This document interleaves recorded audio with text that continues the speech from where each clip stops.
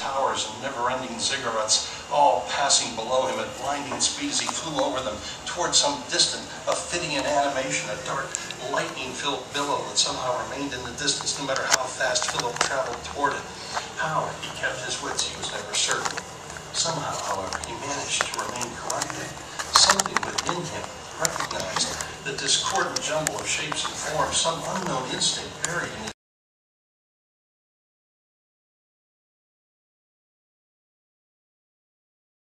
to keep the tune within his brain, that he had to keep pumping the great weight above his head, that he had to do these things if he was to avoid being sucked over the threshold that had opened beneath his feet. He had to do this. He had to. Can't beat. Philip did a staggering 187 repetitions. Then he passed out from exhaustion. Most of his fellows in the gymnasium thought him some new Olympian. A few wondered if he might not be addled. For a while, he wondered the latter himself. But when the same horrible cycle happened again, and then again, once when bicycling, the other one digging in his mother's garden, he knew that it was more than common insanity. After the third occurrence, Philip decided he knew the boundaries of his condition. It could only happen to him whenever a tune became stuck within his mind. It could be any melody. All it had to do was repeat 3 times inside his brain, and he would be suddenly transported to the tumbling labyrinth in its mad city. If that was all there was to it, of course, Philip might not have been so upset, but there was more. Something lay beyond the chaotic landscape he had witnessed, something that dwelt within the deep cobalt maelstrom as he had yet not reached, something that needed Philip to stir from its endless slumber. He knew that if he were to drive whatever tune was welded itself into his brain away, that he would instantly streak across the void to that unknowing thing. Philip could not explain how, why. He was certain he was linked to the unseen lurker at the heart of his absurd darkness. He only knew that to meet it was his finish, and possibly the world's. Frisco treat, rice, brush, brush, 1, 2, 1, 2, up and down, up and down. Keep the tune going in his head until he fell asleep. That's all he had to do. Just keep it going until he passed out.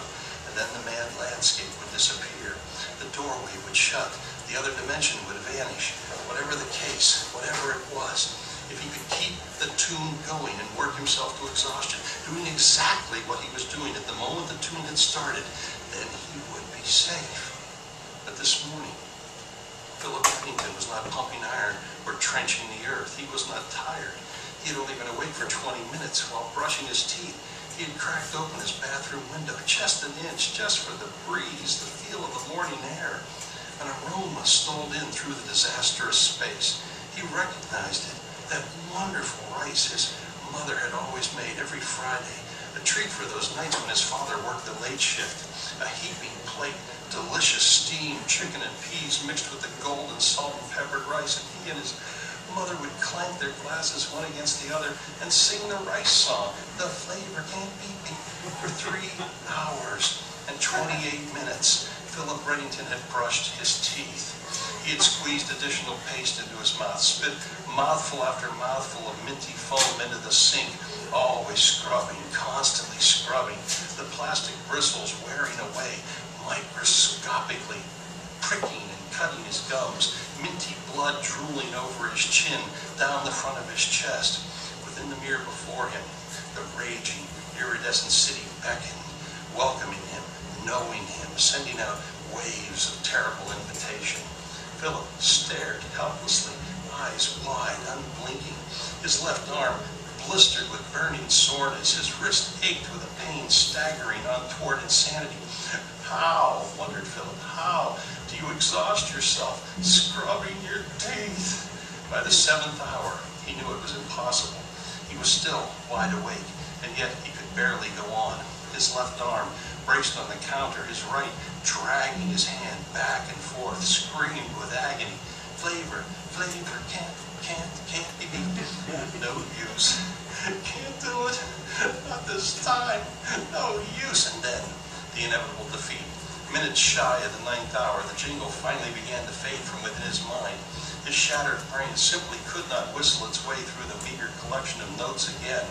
Tears slopped out of Philip's eyes. In a dazzling rush, his memory filled with all the things he had been denied, the impossible love and joy, the companionship and exuberant foolishness, the nonsense and tenderness, the melodic flow of life that filled the hearts all around him, but had been forced outside his doorstep by the groping hunger that had shattered dimensions to come hunting him. As the last notes cracked and fell within his brain, as his numb and shaking fingers dropped his toothbrush, the shapes in his mirror changed drastically. For the first time, Philip saw beyond the mad city. Insane geometric patterns began to etch themselves into the glass before him. Discordant piping filled the room, and the distant clouds were shattered by